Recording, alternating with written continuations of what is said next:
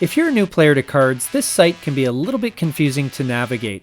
In today's video, I'm going to take you through the website in a little more detail so you can learn how to better play this game here on Legendary Tactics.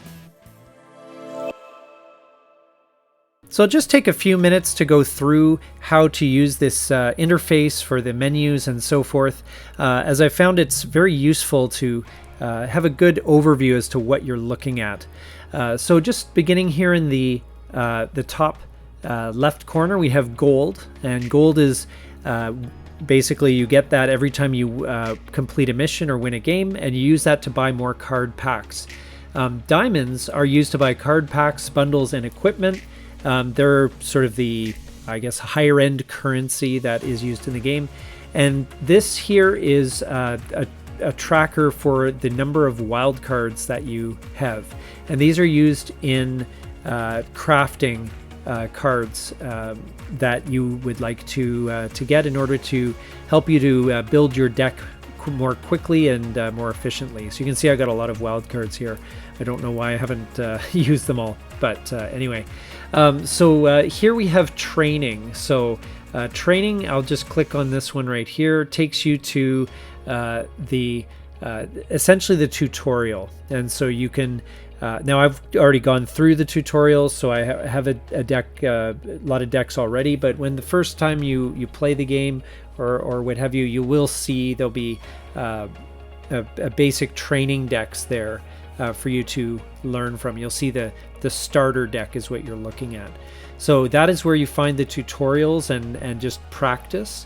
Battle is where you will connect with other players to conduct a battle. Now you can click on a ranked battle or not. So each ranked season is a month long, and they will match make you based on your rank. And so you're playing against players that are at least as good as you. A lot of times they seem to be a lot better and have a lot better cards, but there you are. And you choose the deck that you'd like to use for your battle. Now drafting is essentially, I guess, a special game within the game.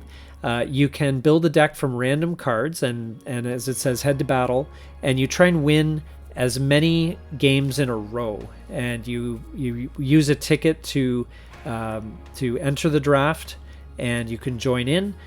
With each victory you get greater rewards, so just highlight here. So 0 to 1 wins, you get a pack, and 1 bonus, and then 2 wins, you get 20 gold in 1 pack and the bonus, and then 40 gold, 60 gold, 90, 150, and if you win all these matches in a row, you get 180 gold and 1 pack and 2 bonus. So just a kind of a fun variation, just to see how fast you can and how far you can go to get some more benefits there.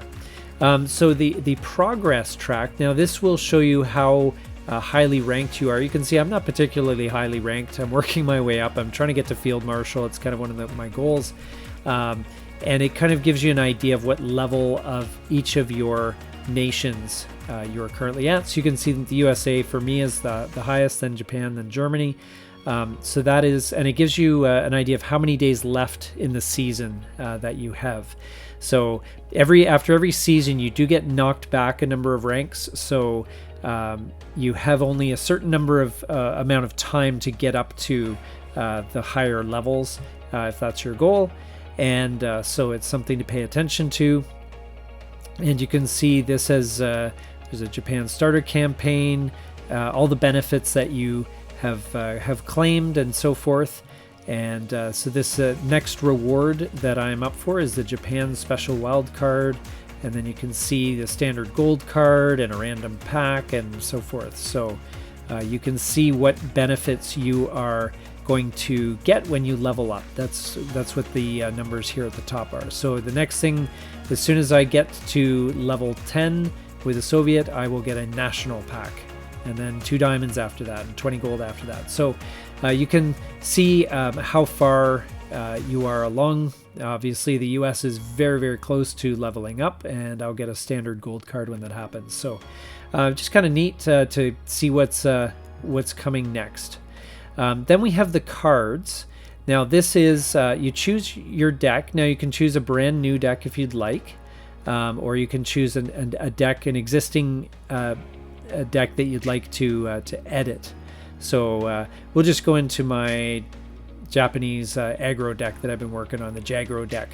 And so this is all the cards that you currently have in your collection at the top, and this is the cards that you have in your deck at the bottom. As you might know already, the limit is 40 cards, as it says here. And that's how many cards you have in your deck. So you know you're done when you've got 40, you've maxed out your deck. And this is how many cards per nationality. So you have 30 Japanese cards in this deck and 10 British. The British is my ally. You can only have up to 12 cards from your ally in a deck. So I could potentially switch out a couple of the Japanese cards for British cards, and I'd be able to do that. You can see the national symbols at the top right of each card. So that's how you can know. Or if you'd like, you can click on the filters up here. If you click on the Japan or the British, it only shows you the cards from that nationality, so it helps you to track down your the deck that you're trying to build. There's also just some stats here on the average operation cost, average attack, average defense, and how much of each card you have. So there's a lot of interesting breakdown there, which is really neat. Just here very quickly in the bottom left, you can change the name of your deck just so you know which one you're playing. You can copy the deck list, and that's very valuable if you're sharing the deck that you put together, or if you want to delete the deck, you click on the garbage can. Now when you're adding or subtracting cards, it's a little bit tricky here. It took me a little bit to figure out, but you'll have these here. So this 34th Infantry Regiment, I have 2 cards in my available cards that I can use.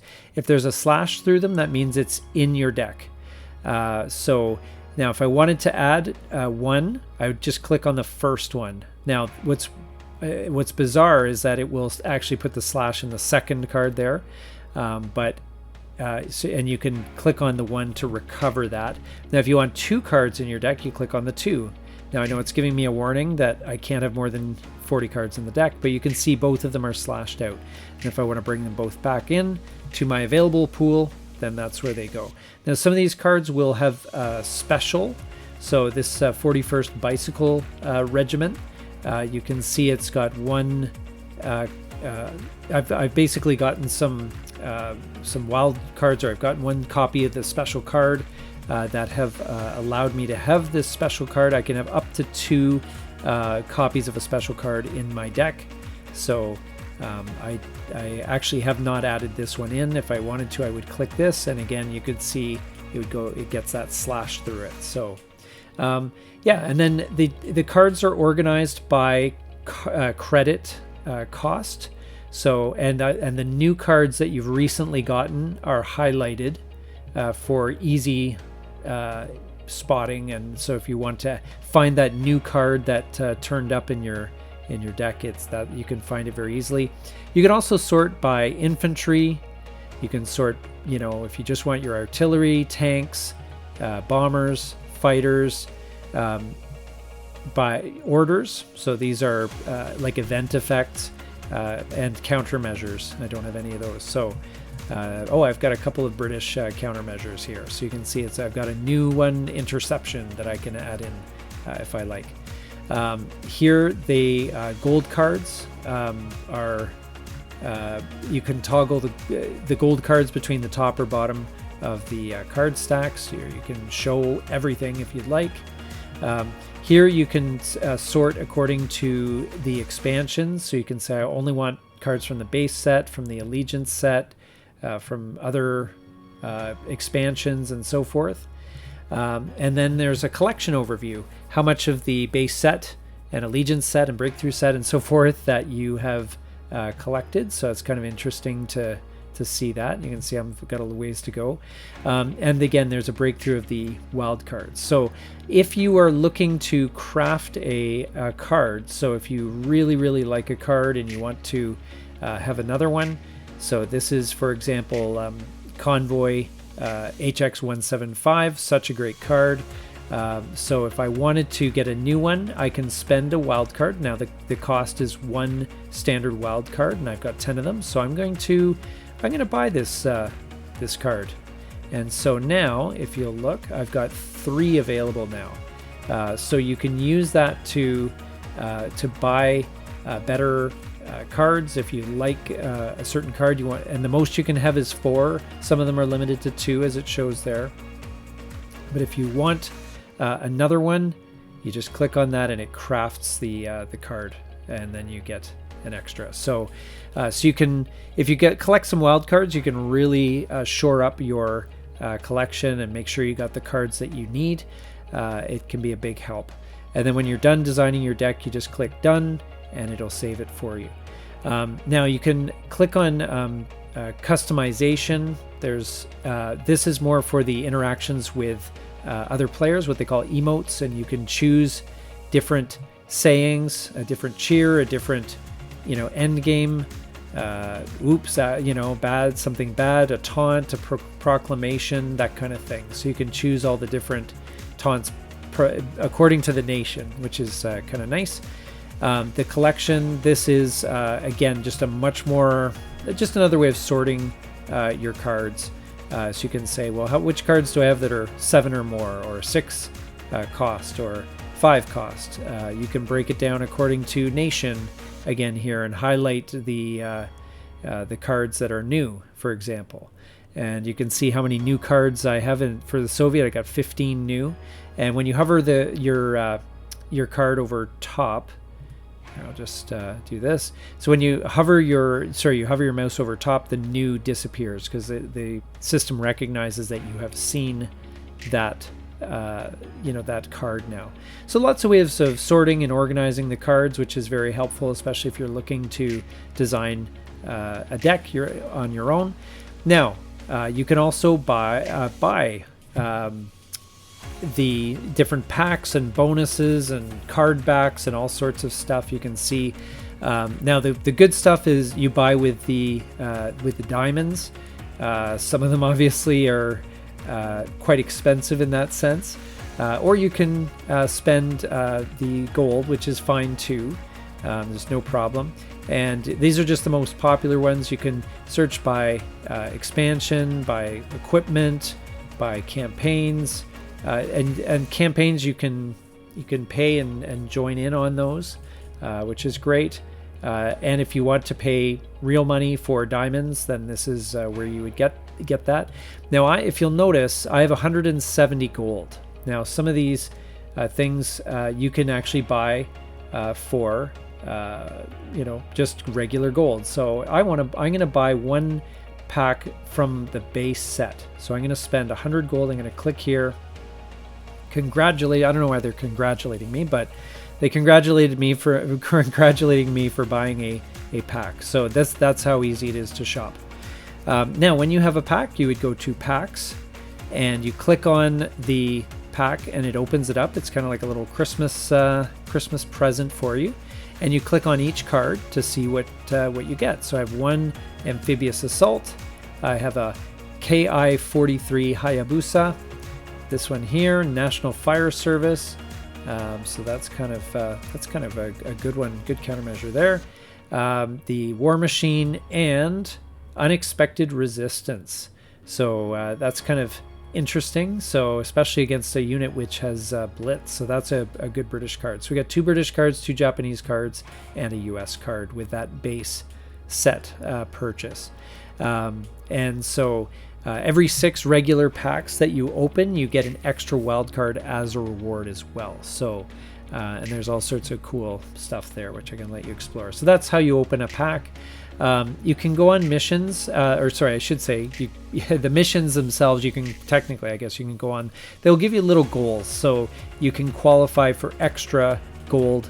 So if I deploy 30 ground units, then I can get 50 gold as soon as that happens. If I win 3 games with the Soviet as an ally, then I get another 50 gold, and then 3 games with Japan as an ally. So it's just a way, if you are experimenting, if you have the deck set up, you can play and earn more gold and buy more packs and get more cards. so that's really good. And then finally the campaigns. These are historical campaigns and so forth, starter campaigns, theaters of war. There's all sorts of kind of special events that are there. So in a nutshell, that is the site. I just kind of wanted to walk you through and show you a little bit about how it works. There's a little bit more at the top here is game settings, the Discord server, and a friend list as well. But other than that, that's the website.